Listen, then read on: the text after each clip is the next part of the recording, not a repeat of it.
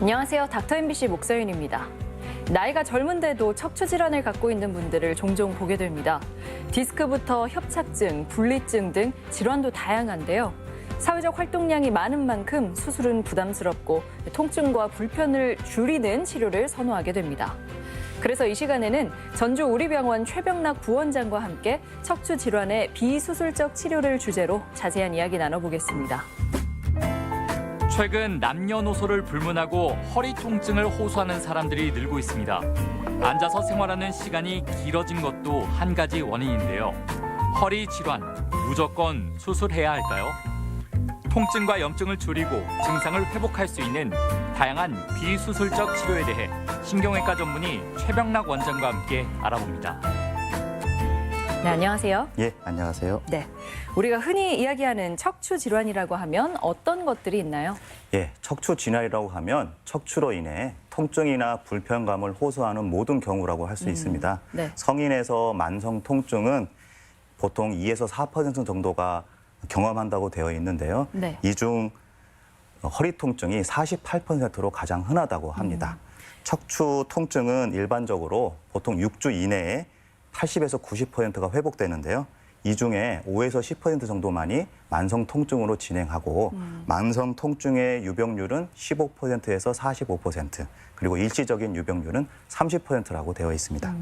그럼 나머지 많은 경우에는 치료를 해주면 통증이 바로 호전되는 경우도 있다는 예, 거잖아요. 그렇습니다. 네, 치료는 보니까 수술 그리고 비수술적 치료로 나뉘는 것 같은데 수술이 아닌 걸 우리가 모두 비수술적 치료라고 이야기하나요? 예, 오늘 제가 소개할 주제인데요. 이 비수술적 치료라는 것은 쉽게 생각하시면 수술하기 이전에 하는 모든 치료를 생각하시면 좋겠습니다. 네. 예, 그래서 예를 들어 이제 처음에는 약물 치료를 먼저 시작하고요. 이와 병행해서 물리치료나 도수치료, 운동치료, 그리고 이런 것들로도 통증이 지속될 경우에는 주사치료, 마지막으로는 시술 등을 해볼 수가 있습니다. 네. 보통 허리가 아파서 병원을 찾아가면 우선 약 먹고 또 물리치료를 하면서 상황을 지켜보자 이런 이야기를 많이 듣게 되잖아요. 이때 약물은 환자가 우선적으로 급하게 느끼는 그 통증을 완화하기 위함인가요? 예, 척추 질환에서 약물요법은 보존적 치료를 시행하는 경우이거나 수술 전후의 통증을 조절할 때 쓰는 일차적인 약제가 되는 겁니다. 그래서 네. 이 척추성 통증에서의 약물 치료는 수술적 치료와 더불어 치료의 한 축을 담당하고 있다고 생각하시면 되고요.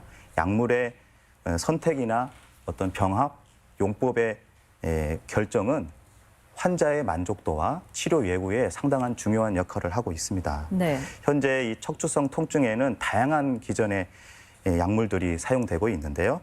이 증상의 기전, 그리고 기간, 그리고 강도, 그리고 과거의 약물 치료의 반응, 그리고 현재 환자의 기저질환과 약물에 대한 부작용 이력, 그리고 마지막으로 약물 치료가 근거가 있느냐에 하는 근거 수준에 기준하여서 초기 약제를 선택하게 되고요. 네. 임상에서는 주로 척추 질환에 쓰는 통증 조절 약물로는 많이 알려진 것처럼 아세트아미노펜이거나 네. 이 비스테로이드성 항염증성 약물, 그리고 스테로이드와 같은 비마약성 진통제, 또 마약성 진통제, 항우울제, 항경련제, 근이완제, 국소마취제 등이 쓰이고 있습니다. 네. 그 약제가 생각보다 다양한 것 같은데요. 이제 아세트아미노펜은 두통약의 주 원료잖아요. 네. 근데 진통제를 쓰는 거는 이해가 되는데 항우울제나 항경련제도 효과가 있나 보죠? 예, 그 항경련제의 진통 효과는 아직 완벽하게 밝혀지지는 않았지만 우선 신경이 손상돼서 통증이 발생되는 신경병증성 통증이나 네. 이 경련이 발생하게 되는 뇌전증이라고 하는 질환, 이 두 가지 병이 병태 생리가 유사한 점이 있다고 보고되었고요. 네. 그로 인해서 대부분의 신경병증성 통증에 1차 혹은 2차 약제로 이 항경련제가 쓰이고 있습니다. 네. 또 항우울제 역시 이 신경병증성 통증이 동반된 만성 척추성 통증 환자에 쓰이고 있는데요. 이는 만성 통증 환자들이 절반가량에서 우울증이 같이 동반되어 있는 것으로 보고된 것이 연관 지을 수 있는 열쇠라고 할 수 있습니다. 예. 약물 치료에 대해서 간단하게 이야기를 나눠봤는데 물리 치료도 보니까 여러 종류가 있더라고요. 네, 그 종류에 대해서도 이야기해 주시죠. 예, 우선 물리치료는 크게 열을 갖고 하는 온열치료, 그리고 얼음이나 이 냉수포를 갖고 하는 한랭치료, 네. 그리고 뭐 전기치료, 그다음에 견인치료, 도수치료, 광선치료 여러 가지들이 있습니다. 우선 첫 번째로 말씀드릴 게 온열치료인데요. 이 온열치료는 열을 가하는 것으로서 혈류 증가에 의한 염증 반응을 해소시키는 것과 네. 그다음에 혈관이 확장되고 국소 및 전신적인 체온 증가에 의해서 근긴장이 떨어지므로 통증을 완화시키는 기전을 갖고 있고요. 조심해야 할 거는 이 혈관이 확장됨으로 인해서 출혈을 야기시킬 수가 있고 급성 부종이랄지 급성 염증일 경우에는 제한점이 있는 것이 되겠습니다. 네. 온열 치료를 어디에 이제 집중할 거냐에 따라서 표제열 치료나 신부열 치료로 나눌 수가 있고요. 지금 사진을 보시면 표제열 치료를 하고 있는 환자의 모습이고 네. 다음 사진은 신부열 치료라고 하는 극초단파를 사용하고 있는 환자의 모습이 되겠습니다. 예. 한냉 치료는 얼음이나 냉수포를 이용해서 표제, 피부에 이제 치료하는 방법인데요.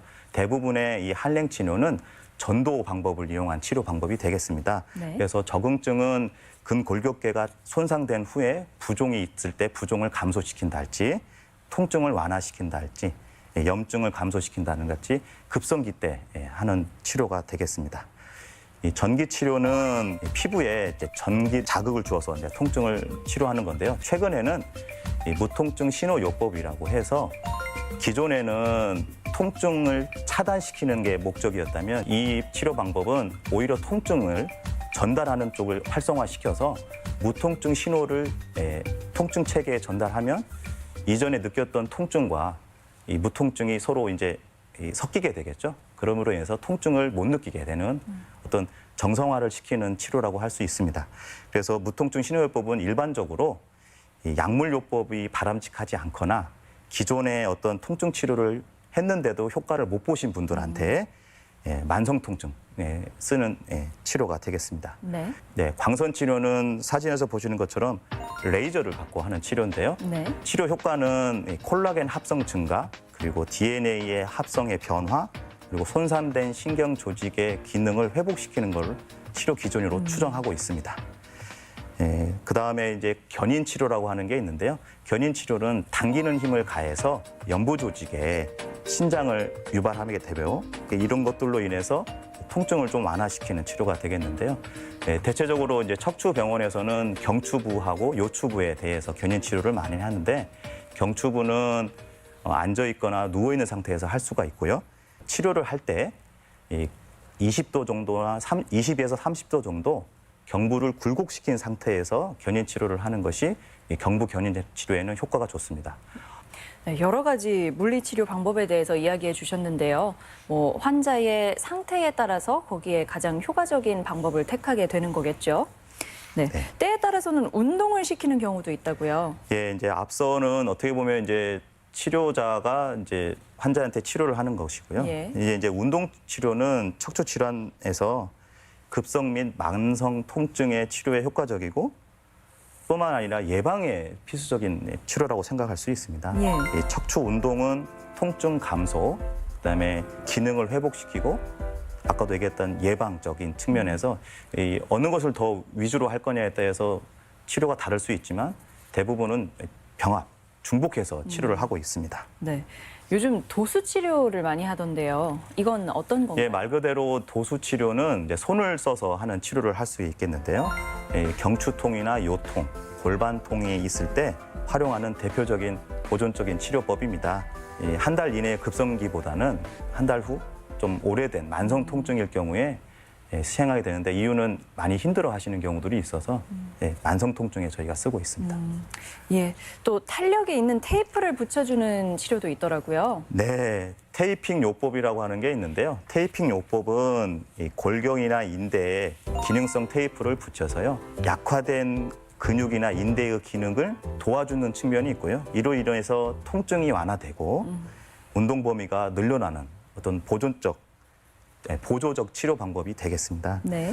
그래서 이 테이핑 요법의 효과는 첫째로는 관절을 운동해도 되는 정도까지만 운동하게끔 잡아준다고 할 수 있고요.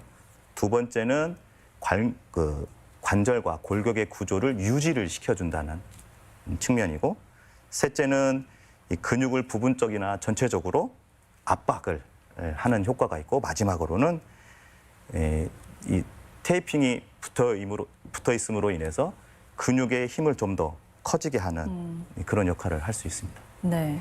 이 기본적인 물리치료를 받다가 체외 충격파 치료를 몇 번씩 병행하기도 하던데요. 체외 충격파 치료는 뭔가요? 예, 체외 충격파 치료는 초음파와는 다르게 어떤 유체나 공기 속으로 음속보다 빠른 속도로 전달되는 강력한 어떤 압력파를 사용하게 되는데요.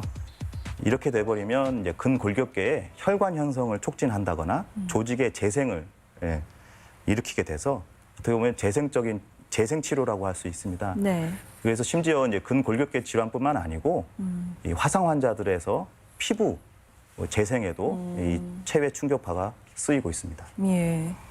또 누워 있으면 기계가 자동으로 허리를 늘려주는 것도 있더라고요. 네. 저희가 이제 3D IRST, 소위 그 로봇 치료라고 하는 치료가 있는데요. 이 치료 역시 이제 척추의 정상 운동 범위 내에서 환자가 견인을 하게 될 때 생체 신호를 컴퓨터가 자동으로 분석을 해서 일정 범위 내에서 이제 다방향, 여러 방향에서 이제 근육을 풀어주는 운동이 되는데요. 이 치료를 하게 되면 척추 내부의 압력을 떨어뜨리게 되고, 이렇게 돼버리면 이제 척추 디스크가 원래 자리로 회복이 될 수도 있고요. 네. 그러면 이제 휘어져 있던 척추가 교정이 되는 거고, 이런 어떤 기전을 생각해서 심지어 이제 척추 측만증이라고 척추가 휘어져 있는 질환에서도 이 치료를 사용하고 있습니다. 네. 이런 물리치료 방법들을 여러 가지를 병행해 봤는데도 많이 호전되지 않는다면 그 다음으로 추천하는 건 어떤 게 있나요? 네, 이제 약물 치료나 물리 치료 등 이런 어떤 보존적인 치료에도 효과가 없을 때 이제 저희는 이 신경 주사 치료라고 하는 거를 이제 시행하게 됩니다. 신경 주사 치료는 크게 이 경피적 경막의 신경 차단술이라 선택적 신경근 차단술, 네. 그리고 내측지 신경 차단술, 그리고 천장골 관절 차단술 등을 시행하게 되는데요. 이 경막의 신경 차단술은 신경을 싸고 있는 경막이라는 그 막의 바깥쪽에서 약물이나 생리식염수를 주입하여 유착이나 염증 반응을 떨어뜨리게 해서 이제 치료하는 방법이 되겠고요. 선택적 신경근 차단술은 이 수술을 고려하고 있는 환자에서 실제 이 신경근 때문에 환자의 증상이 일어나는지를 치료 목적보다는 진단 목적으로 시행을 하고 있습니다. 그래서 이 치료 후에 환자분이 어떠냐에 따라서 치료 방향을 결정하는 데 아주 중요한 역할을 하는 주사 치료가 됩니다. 그리고 이 내측지 신경 차단술은 소위 이제 허리를 삐끗했다고 오시는 분들이 있는데요. 그런 분들이 특히 이제 척추 주위의 근육 쪽에 통증을 호소하실 경우에 척추 근육 통증을 담당하는 내측지라는 신경을 약물을 주입해서 통증을 좀 완화시키는 방법이 되겠습니다. 마지막으로 천장골 관절 차단술은 아프다고 하시는 엉덩이 혹은 허벅지 위쪽 그리고 심지어 서해부까지 통증이 있으실 경우에 저희가 치료를 하고 있습니다. 네, 증식 치료라고 하는 것도 있는데요. 이는 임대와 힘줄이 만성 통증의 원인을 일으킨다고 되어 있는 이 부분에 포도당 용액을 주입해서 증식과 성장을 촉진시키고 이로 인해서 이제 통증을 완화시키는 방법이고요. 최근에는 연어의 정액에서 PDRN, DNA 제제를 추출해가지고 손상된 조직에 주입을 해서 조직을 재생시키는 치료법도 사용되고 있습니다. 네. 아무래도 허리 통증을 호소하는 분들이 많다 보니까 치료 방법 역시 참 다양한 것 같은데요. 네, 시술에 해당되는 건 어떤 것들이 있나요? 네, 시술도 환자의 주 증상에 따라 여러 가지 이제 방법을 사용하게 되는데요. 만성 요통이나 수술 후 통증을 계속 호소하시는 경우, 그리고 척추관 협착증 같은 질환으로 인해서 네. 신경이성 간헐성 파행, 오래 못 걷는 경우에 증상을 호소하시는 분들한테 사용할 수 있는 시술 방법은 신경 성형술이라고 하는 치료가 되겠습니다. 신경 성형술은 꼬리뼈를 통해 유착된 신경에 두께 1mm 그리고 길이 30cm 되는 기구를 사용해서 실제로 뼈 안쪽으로 접근을 하고요.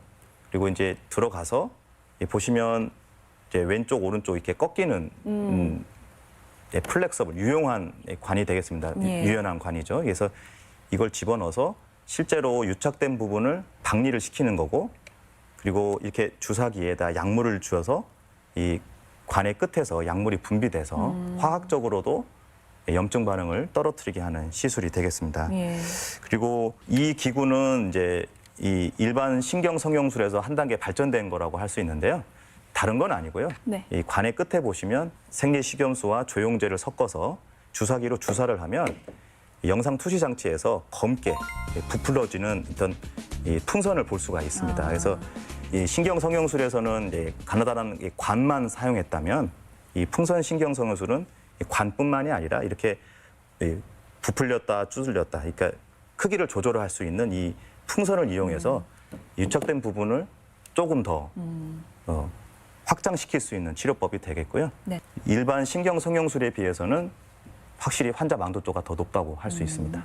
네. 이 카테터가 어느 부위에 들어간다는 거예요? 예, 이게 이제 허리 모형인데요. 예, 이제 척추에서 이 허리하고 이 골반 쪽을만 따로 이렇게 분리해서 본 건데, 네. 보시면 이 등 쪽이겠죠. 예, 몸의 뒤쪽에 네. 이렇게 알파벳 U자 거꾸로 된 것처럼 뼈가 뼈가 없는 있네요. 부분이 있습니다. 이 여기가 이제 엉덩이가 서로 만나는 부분이죠. 우리가 소위 골이 있다고 하는 그 부분에 이 부분을 이제 국소 마취를 해서 실제로 이 카테터 관을 이 아래쪽, 뼈 아래쪽으로 삽입을 하게 됩니다.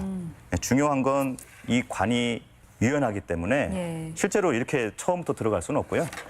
딱딱한 바늘을 먼저 집어넣어서 그 바늘을 어떻게 보면 터널을 만들어 놓는다고 보시면 되고, 그 안쪽에 이 카테터를 집어넣어서 이 뼈 아래쪽으로 해서 신경을 타고 이렇게 위쪽까지 예, 치료하고 싶은 병변 부분까지 네. 이 관을 올려서 치료하는 것이 되겠습니다. 네. 이 시술이란 것도 수술만큼의 효과를 낼 수 있나요? 예, 시술 후 3개월 안에 이 단기 성적은 뭐 80%, 90% 정도의 호전을 보인다고 되어 있는데요. 시술 후 1년간의 장기적인 어떤 호전 양상을 볼 때는 70에서 80% 정도로 좀 효과가 떨어지는 게 사실입니다. 그런데 현재까지 9개의 무작위 대조군 실험을 통해서는 결과가 양호한 상태로 확인됐고, 또 시술 후에도 환자의 증상이 호전되는 걸 봤을 때에는 이 시술 자체가 호전을 보이는 좋은 치료라고는 할 수 있습니다만, 기존의 보존적 치료를 시행해서 효과가 없었을 경우나 아니면 주사 치료 같은 것들을 통해서도 효과를 못 봤을 경우에는 하는 것이지 모든 환자를 대상으로 할 수는 없는 거라고 하시면 되겠습니다. 네. 척추 질환 관련해서 환자들이 가장 많이 질문하는 것 중 하나가 디스크인데 허리 수술을 꼭 해야 하나요일 것 같은데요. 어떤가요? 예, 이게 참 어렵습니다. 저도 이제 이 척추 질환을 어떻게 보면 다루는 의사 입장에서 가장 어려운 질문인데요. 이제 외래에서 환자를 보고 문진이라고 하죠. 상태가 네. 어떤지를 물어보고, 그리고 이제 어떤 신경학적 검사, 그리고 이제 영상의학적 검사를 통해서 환자가 왜 아파하는지를 우선 정확하게 진단하는 게 중요합니다. 그리고 그 진단을 통해서 환자가 호소하는 증상과 일치하는지를 꼭 봐야 되는데요. 가끔 이제 아버지가 아파서 다른 병원에서 검사를 했다, 사진만 가져오시는 보호자분들이 있으세요. 네. 근데 그런 경우에는 솔직히 어떤 치료가 더 정확한지를 확인할 수는 없습니다. 그래서 그때는 꼭 환자 당신께서 직접 오셔야 한다고 저희가 말씀을 드리고요. 검사 결과가 수술적 치료를 요하는 경우가 있는데도 또 수술을 하지 않는 상황도 있기 때문에 이거는 꼭 담당의와 환자 간의 직접적인 그 만남을 통해서 상태를 확인하고 하는 게 제일 중요할 것 같습니다. 네. 이 척추 질환을 갖고 있는 환자 중에 꼭 수술이 필요하다고 느끼는 경우가 있다면 언젠가요? 급한 경우겠죠. 네. 수술이 반드시 필요한 경우는 첫 번째는 배뇨 장애랄지, 이게 소변이 잘 안 나온다, 네. 이런 것들의 어떤 급성 마미총 증후군이라고 하는 아주 급박한 상황이다거나 쩔뚝거리면서 다리 마비가 있는 거죠. 발목 마비 같은 운동신경 마비가 있는 경우가 있겠고, 마지막으로는 치료를 해봤는데도 효과가 없고 일상생활도 어려울 정도로 통증이 심할 경우에는 반드시 수술적 치료를 생각해봐야겠습니다. 네. 오늘 이 시간에는 신경외과 전문의 최병락 부원장과 함께 척추 질환의 비수술적 치료에 대해서 이야기 나눴습니다. 고맙습니다. 네, 감사합니다.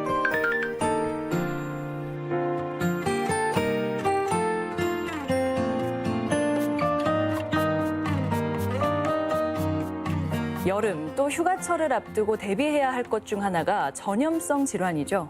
여름에는 물이나 식품을 매개로 하는 감염 질환이 많은데요.